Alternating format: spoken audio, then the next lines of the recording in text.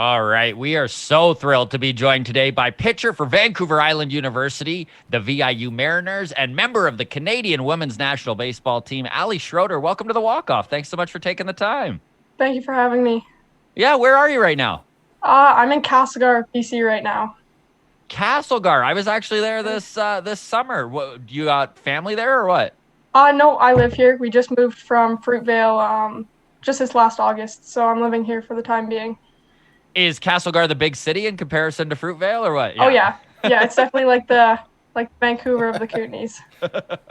Yeah. You must be so looking forward to this summer and playing baseball again. I'm guessing last year was tough to even find a place to play, right? Yeah, it's been at least a year. Like I haven't stepped on the field in a long time, competitively at least. So kind of hoping to get back into that this year, but we'll have to see what happens. It's got to be the longest you've gone without playing baseball since you were what? Since I was probably like four, Wild. honestly, because it's been well over a year now. So it's tough, but it's kind of the way it is.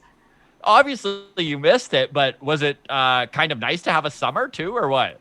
I mean, it's definitely cool. It was kind of my grad year summer, so kind of mixing in some social events, things that I probably wouldn't have had otherwise, and that I haven't had before. So it's definitely a change, but I can't say I definitely would have rather been on the field.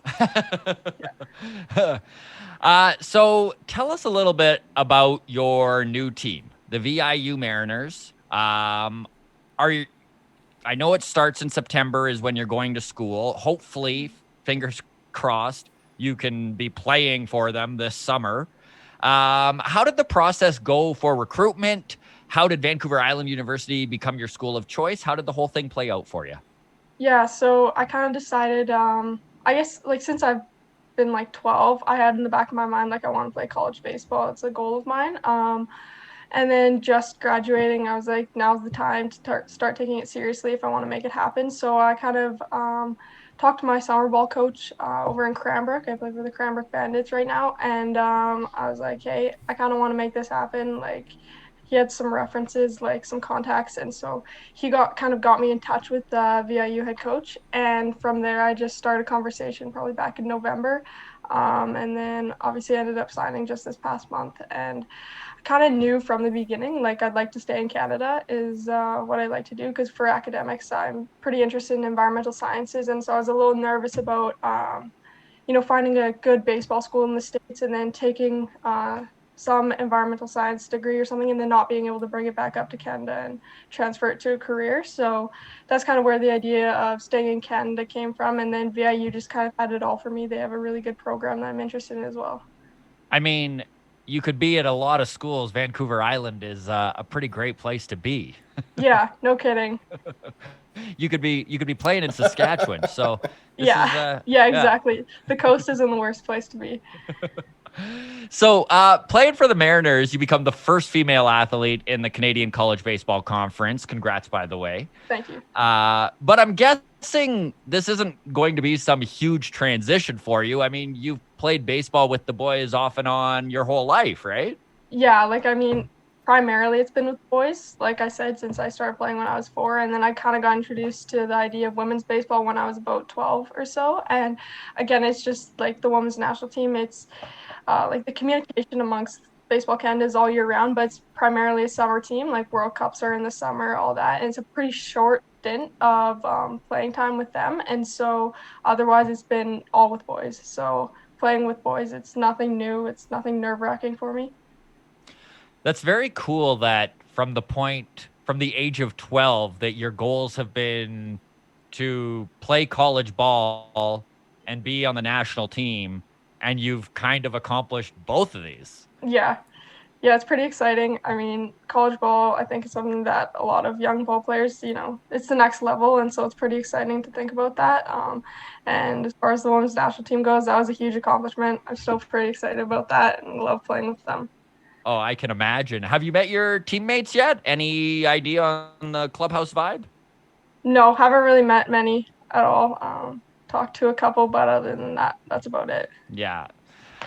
So I do want to get into this a little bit here because women in baseball have made huge progress over the last couple years in particular. I mean, from ladies like yourself and fellow Canadian baseball team member Marika, right? And Mm, playing collegiate ball with the guys, and to Kim Ang, right? yeah. Being the first female general manager in MLB history. Rachel Luba, Hmm. scoring the biggest per annum salary with Trevor Bauer. Like Yeah. it's been incredible to watch women get opportunities that even 5 years ago weren't available to them.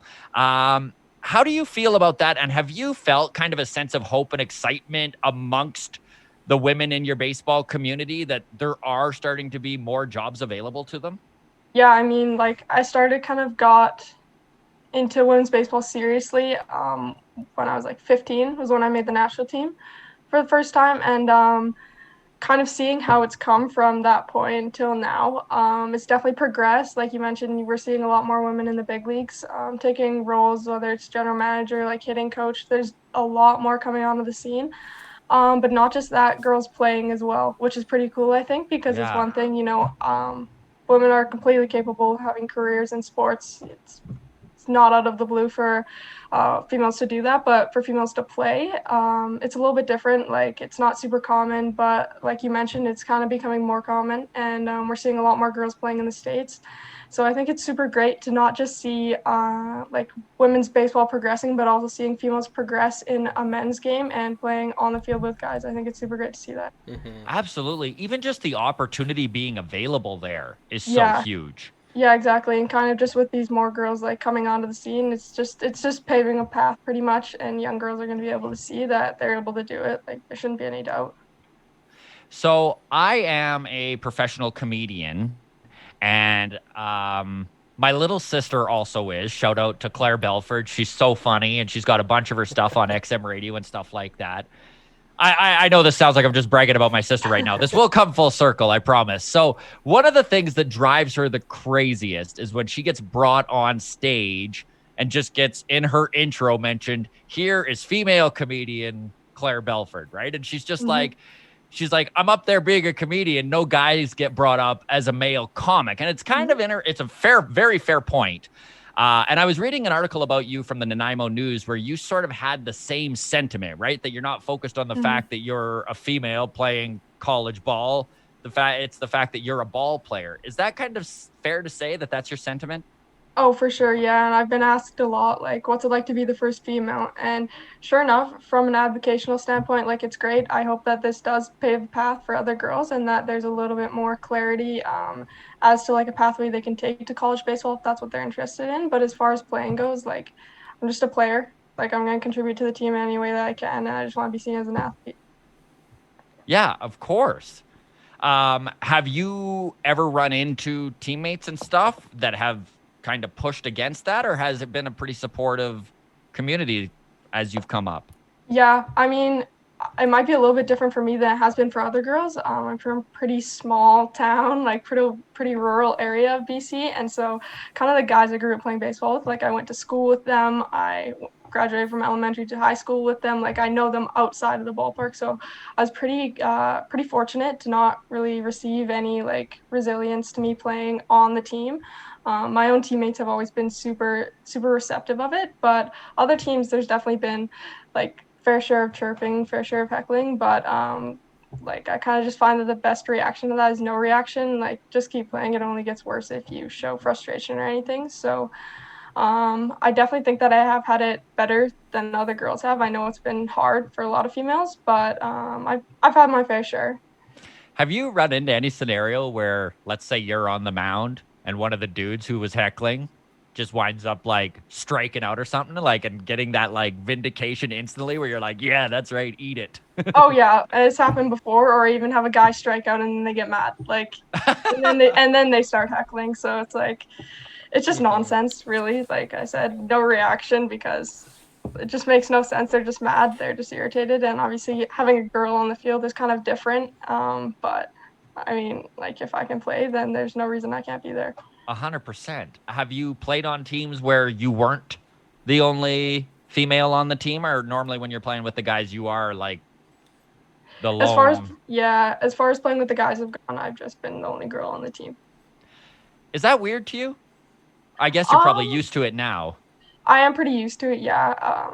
Specifically now, but I mean, I never really gave it much thought, I think, and that's kind of what got me through without thinking about it at all. It's just that like I just knew that I like baseball and I love playing with them, and like I'm playing with my friends and it's just having fun. And I could like feel myself. I knew that I was getting better and that I was progressing. So it never really crossed my mind when I was younger. Almost the ignorance to it is almost what helped you. I am guessing, like just Oh, for like the sure. fact that you're not like, oh, I'm breaking down barriers here. You're like, I'm playing baseball.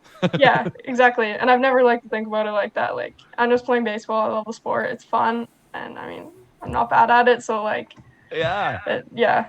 How old were you when you started playing baseball? Like, what was it that drew you to the game? I think I was like 3 or 4 when I started playing, so I'm gonna say it wasn't my decision. My parents kind of put me in t-ball. And when I was younger, though, they kind of knew from pretty young age, like I was more into athletics than like arts or any other hobbies like that. And so they had me in a bunch of different sports. Like I was riding motocross when I was super young. I was on the ski hill. Like not too many team sports outside of baseball, but I played a little bit of soccer. Was in track and field for a while, and then by the time I was like 8, it was like baseball and then a couple action sports. And then when I was 12, I kind of made like my first rep team, I guess. Like I just been playing house kind of casual until then. Yeah. And then, or sorry, not 12, I would have been like 8 when I made my first rep team. And then I was like, I like this. It's another level of competition. Like there's a bit more pressure on me to, perform. And I really like that feeling and then just kind of pursued it from there. Were your parents huge ball fans? Like, was that something that kind of Oh no, they were just like, let's keep her busy. no, and it's funny because I have a twin sister, and she's polar opposite of me. Like my mom danced when she was younger, so my sister dances. My dad grew up on the coast, and so he was big time into kayaking, like professional kayaking, um, like those types of sports. And so baseball, in my immediate family at least, was never really a commonality. That's really interesting. Did you have a favorite major league team growing up? Um, Team, not so much. I mean, I just Blue Jays probably Yeah. because of Canada's team. Like, yeah, how can you not? Definitely had. I liked the Mets for a while because being from Trail, I was big Nice. Jason Bay fan, like Right, huge of Jason Bay course. fan, and so yeah, I looked up to him a lot. So I watched the Mets for the time he was there, and then kind of switched to the Mariners when he got traded. As a pitcher, were there pitchers that you kind of followed as well? Just trying to take a little what you can from them? Yeah, I mean a little bit. I was always kind of into watching like college baseball. Like I really liked watching D1 in the States, so I was kind of into like Carson Fulmer when he played for Vandy. Kind of more into those types of guys. But Yeah. I watched Max Scherzer a lot when I was younger. That's awesome. Can't pick a better pitcher to follow than Yeah, Max. That's cool that you were. I mean, it's funny now that college ball is getting so many more eyes on it in the last little while, and I think like the Vandy boys has done a lot of that. Like oh yeah, even this year with Rocker and Leiter, yeah. like it's insane the talent that they have on this team. That's really cool that you were following it. Do you know where you'll be pitching yet? Like do do they have you slated as a starter, or will you be coming out of the bullpen? Does is there a preference? Do you care? I mean, like I like starting, but I know going on to a team as a rookie, like I just have to be ready to pitch in any situation. Like I'll probably come out of the bullpen, and I'm okay with that. Like, I'm like in the mindset that I'm perfectly ready to relieve, like close, I'll start, like wherever you need me in the rotation or wherever you think that'll be more beneficial to the team. Like I'm just kind of adaptable. It's funny because I was kind of looking into your stats and stuff, and you have a really good fastball. Like you're sitting between 81 and 83 miles an hour, which is literally average to above average for collegiate ball. Your scouting report says you've got some really great movement on your slider. Is your slider your out pitch? Is that what you're kind of trying to set batters up for? Yeah, Yeah. I mean, yeah, I like my slider because it's a pretty hard pitch too. Like it doesn't slow down too much in terms of velocity, but I kind of developed that when I was pretty young, and so I kind of pride myself on it a little bit. When did you start throwing it? Um, I was. It's kind of a funny story. I was like 13, I think, when I went to my first Team Canada ID camp, and it was down in Cuba. Yeah. And my coach, Aaron Mayette, played professional ball for quite a few years. I think he played in Japan. He was like helping me in the bullpen. And he's like, "Oh, hold the ball like this. Like, just try this. Just try this." And I like threw it, and I was like, "Whoa, like that moves." And I was like, because I mean, Do you have a baseball on you right now? I do, yeah. Yeah. Would you mind showing the difference between when you're holding the ball with your fastball and then Yeah. what your grip looks like as a slider? Let's usually just throw four seam Right. that, and I'll throw two seam occasionally, and I go closer together. Not too much into the separated grip, and then slider, I'll hold it like this, but I'll pressure's more on my middle finger, and then index finger's just there to guide. Because for Yeah, the fastball, the index finger would be your power finger, right? yeah, exactly. It kind of comes off like that.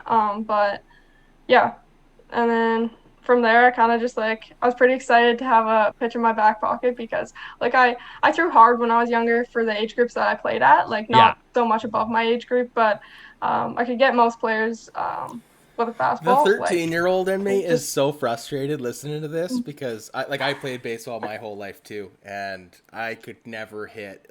Once I got to the age where pitchers were throwing junk, I was so screwed. Like I could hit a fastball yeah, just fine, and I was a pretty fast kid when I was a younger. But as soon as like we got to that age where like one pitcher could throw a curveball or a slider, I'm like, well, I guess I'm just gonna crowd Oh, the plate and hope to get plunked. So yeah, me and that's the too. thing. Yeah, and I know a lot of coaches they say like don't throw a curveball in youth ball or something like that. Like they don't want you throwing too much off speed. Like I guess changeups are maybe more common now. I'm not sure, but the idea was that a curveball or slider is like strenuous on your elbow. So at a young age, that's not something that you want to be like training. Um, but yeah, like I kind of always had like a little league curveball, like a just big awesome. looper until my coach showed me a slider, and then I got pretty into that. So it's so interesting to me that you were learning these grips so young. At what age did you feel like, okay, like I have a bad slider, like a nasty slider? Like was 16? Um, Probably like 14, honestly. I guess it just depends. Brutal. Depends like what level I was playing at. Like house, I was like, oh yeah, this is pretty good. This is getting guys. And then playing for like my provincial team and like national team, I was like, yeah, this is pretty good. And then I started like throwing it more in summer ball. Play summer ball down in the States because we kind of live in a bit of a border town here, so there's not many surrounding towns in Canada that have baseball. So we go down to Washington State, and now I'm playing in Montana. But just like started throwing it more when I was like 15, 16 against the guys down there, and I was like, yeah, this is okay. You're like, this plays. Yeah, yeah. So I'm really curious how so you start you're playing baseball since you're 4. Mm. Obviously from a small town, so you're playing with the boys almost right away, especially as the level of ball gets higher. At what point did you start to get noticed by women's baseball, the national team? And what was that process kind of like of starting to play with the girls again? Yeah, like I started playing with the girls when I was like 12, I think, and I like originally I'm from Fruitvale, BC, and so incredibly small town, like super small. And I was really fortunate enough to have one of my teammates now. She grew up like just across the road, and so she like came over to my house one night. Like she watched me at a local tournament, and she came over and was like, "Hey, like there's this thing like Team BC. It's women's baseball. You can play for the provincial team. There's national championships. There's Western championships." And from there, like I definitely owe that to her. I wouldn't have ever known being from such a small town that women's baseball exists. Like Yeah. it's kind of primarily like lower mainland type thing, and so it's like just a whole nother ball game being from rural BC, like even northern BC. Like you wouldn't have ever known. But from there, I played in like 2 Western championships when I was like 12, and then went to nationals when I was 13.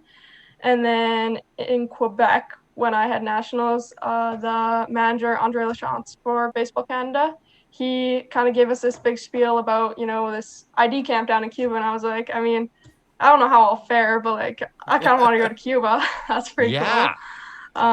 And then from there, I went to Cuba when I was 13 for the first time. And then I remember after that camp, I kind of was talking to Andre, and he's like, "Do you want to play on our prospect team?" And I was like, "Yeah." So then I was like, I kind of named a prospect for Team Canada.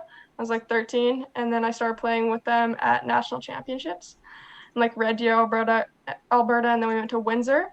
And then when we were in Windsor, they selected All the Team hot Canada. spots, eh? Yeah, yeah. They selected a team to go down to Washington, D.C. to play a series against Team USA. And so it was like extended roster, not like full roster. But I was like 15, and then I got named to the extended roster. And then we went down. Pretty cool, like playing against international teams. I never really played against another national team before, so that was sweet. And learning from the older players on Team What's the Canada age as well. range on Team And then when I Canada? was 16, well, my first World Cup, I was 16, and I think the oldest player on the team was So like like 36. full adults. That's amazing. Wow. Yeah, Yeah. because I'm sure you guys know, like Baseball Canada has a junior national team for the men, Yeah. but it's just senior for women.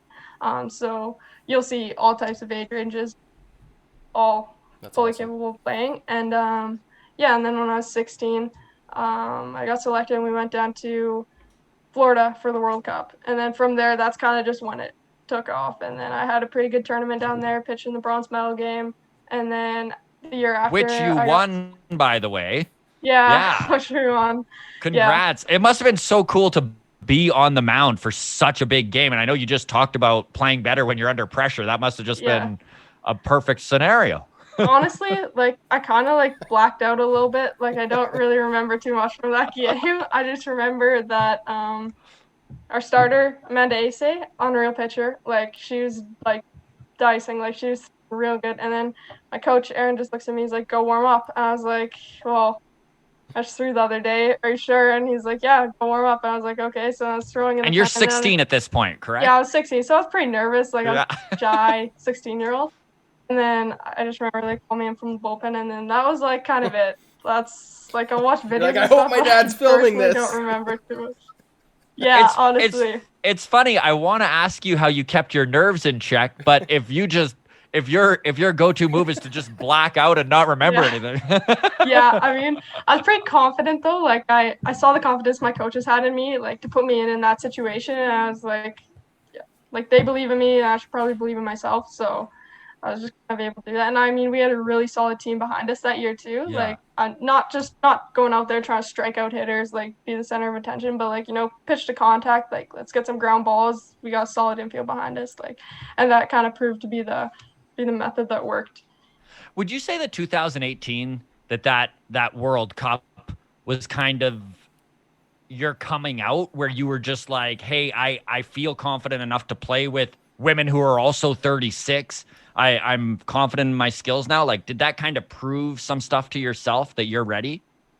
Yeah, like I know from a pretty young age, I kind of struggled with the mental game a lot. Like I let little errors, like I get beyond frustrated. Like I had the worst temper, and like let strikeout affect my next outing on the mound type thing, and it didn't work. Obviously, like it really was not good for my performance. So I definitely say like that was such a huge turning point, because prior to that, I knew that like my mental game and need some changes to make it onto the team first. I need to show more confidence, or at least be more emotionless on the field. But from there, the confidence, it definitely took off after that game. Was there players on that team that you had just kind of like, I guess bonded with is the question, where you kind of were like, wow, these ladies have been here before. I can learn, even just like you just brought up, the mental side of the game is such a huge thing in any sport. Like, were there a few that you were like, I am going to keep an eye on this because I can learn a lot here? Oh, absolutely. Like there's so many players that I can name, but probably go with like Ash Stevenson and Kate Soda, like two of like the original members of the women's national team. I know how many World Cups, like competitions they have under their belt, like, and both like just such mentally strong players. I kind of like gravitated towards them a little bit, got along really well with both of them, and like just watching the way they play, like the intensity and like the fire that they both had, it was definitely pretty inspiring. It's really cool to hear because, I mean, this is one advantage that men's sports has had on women's sports forever. Like, it's just like there's always been that support system of the guys who had done it before and been there before. And it's really kind of cool to hear that that sort of infrastructure is being built in women's sports finally. Oh, absolutely, yeah. And like there's a lot of women kind of within the national team pool. Like I know not just for Team Canada, but like Team USA, Team Japan, like a lot of girls that are advocating and like unreal players. And I know that like Team USA had a couple of girls that played on like this is Sonoma Stompers, I think, and they're a professional team down in the States. Yeah. And like Soda over in Japan, like unreal pitcher. Or sorry, Sato. Um Unreal pitcher. I actually plays in the women's professional league in Japan. Like we're just seeing like not just in Canada, but in other countries as well, like the sport developing in their own ways. And so it's super cool to see that. Isn't it? Do you, I know you've got big plans for your environmental science and one of the reasons you're staying in Canada. But do you have plans also to kind of try and stick around the game after college in one way or another? Or is that more of a you'll play it by ear type of thing? Kind of play it by year, yeah. Like I'm pretty excited to be able to play baseball with also like continuing my career in education. I definitely have some career aspirations that I want to work towards, and I'm pretty excited for that. But as for baseball, like I'm definitely not ready, not thinking anytime soon that I'm ready to hang it up. So I'm kind of just gonna see what opportunities arise after. Yeah, and there are starting to be more opportunities, so that's great. Exactly. It's fun. It's really interesting because we talked to Kelsey Lawler a little. It's got to be a few months ago now, and she was bringing up how because she's playing NCAA Yeah. softball right now, and she was bringing up how confident she felt going into softball because she played baseball all her time, and then Mhm. realizing, holy crap, this is a completely different sport. Yeah. Have you played softball? No, I've never played softball. Like I maybe went to like a couple practices when I was younger, but like super young, like 8 or 9. Yeah. Other than that, like I definitely have had a lot of people say, "Dang, you'd be really good at softball," but I don't want to play softball. Yeah, no, So and that's great to hear, and it's great that there are starting to be opportunities where that's not just where you default have to go. yeah, I know we're exactly. And not I think I know we're it's not there yet, but it's getting yeah, closer.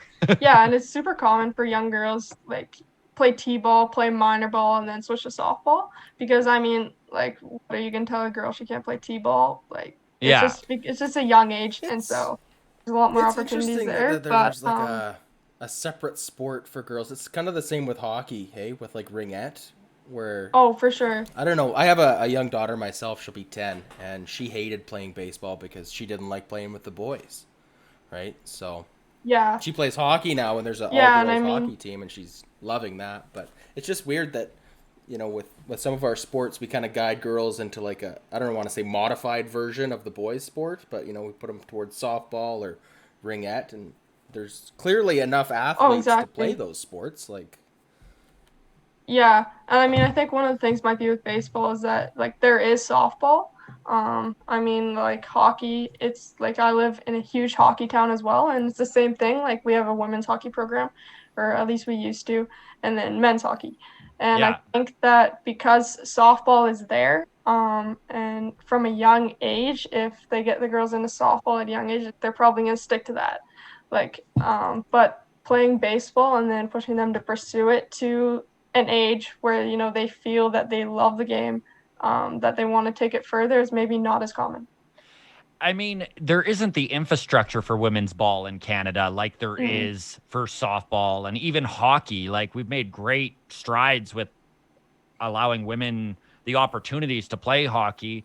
And it's nice to see baseball slowly starting to catch up. But I mean, it's like Adam just mentioned, right? With his daughter, like it's like she either has to have the confidence and want to play with boys, or she's just going to drop the sport. Exactly.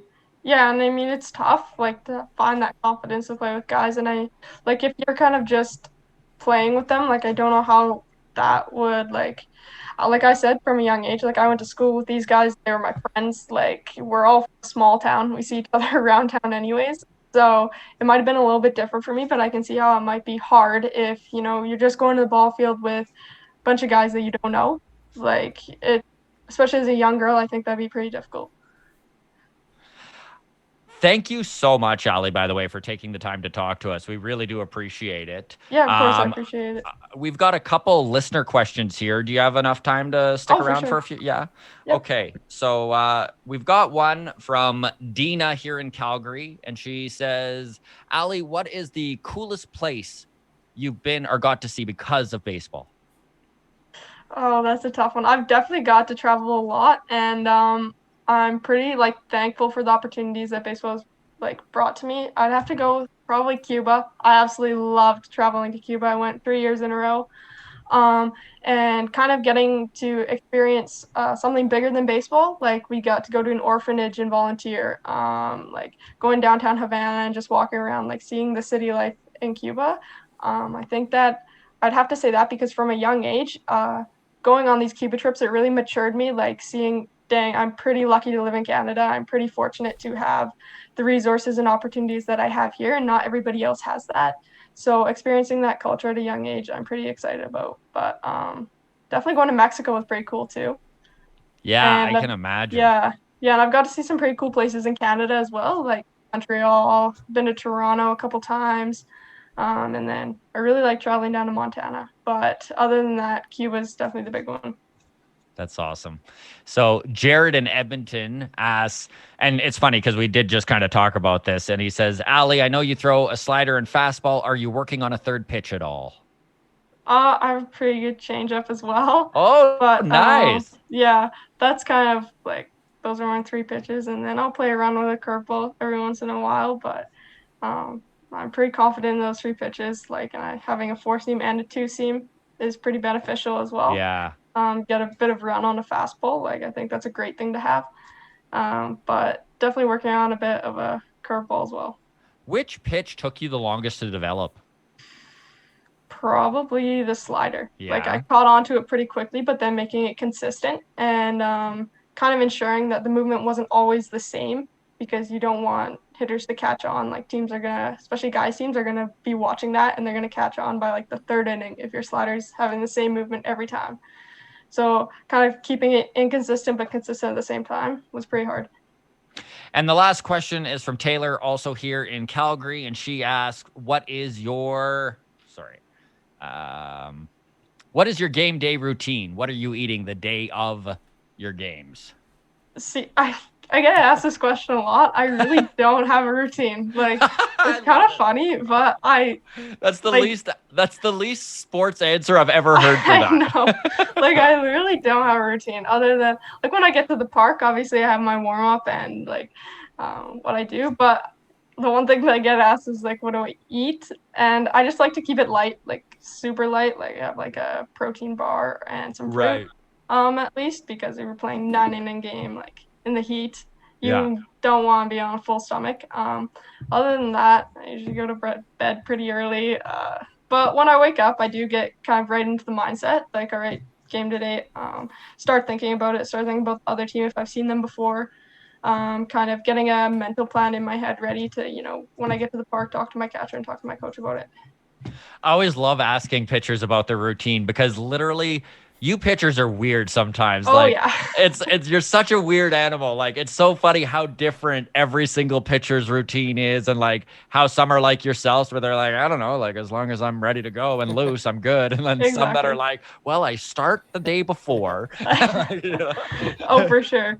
And baseball's a game of superstition, so I think that's common along a lot of players. Yeah. All right. Honestly, Alli, thank you so much for taking the time. We really appreciate it. Yeah. All the best to you in your upcoming season. I appreciate it. Thank you.